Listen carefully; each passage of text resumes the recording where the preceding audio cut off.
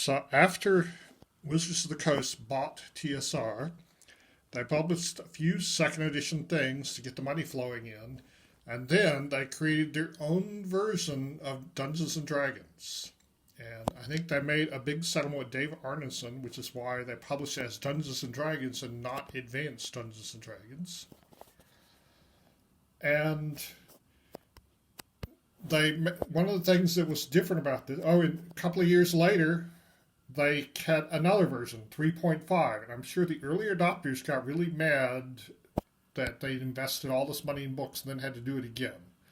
But one of the things that was different about this edition is they made it open source, which meant that most of the information, most of the rules were available to anybody, so other people could publish things to go with this. And they made a large number of books to go with this. Some of them were really interesting. There was a modern day variant of the game. There was a Gamma World. One of the most interesting ones I thought was Ghost Walk. But they made it open, and it was online, so a lot of people in this country never actually bought the books. They just used the online website to play the game, because the rules are right there. But other companies could publish their own games to go with the Roll20 system. And there were lots and lots of them. Some of them were quite interesting, but it was open. So anybody could publish a game that went with Roll20. And, they'd made it open so anybody could do it, even people they would rather had not made a book. But doing this had set a precedent.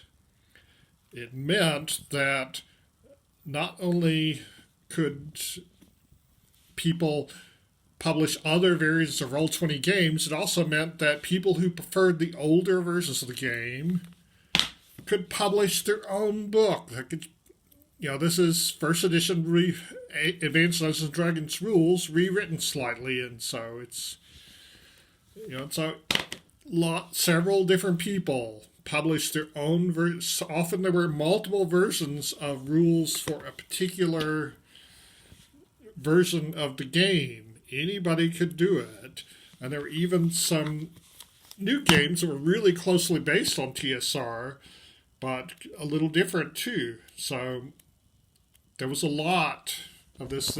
This is the old source revival, the old school revival, old school renaissance that started because I'm very grateful to Wizards of the Coast for making this possible, even though I don't like their products.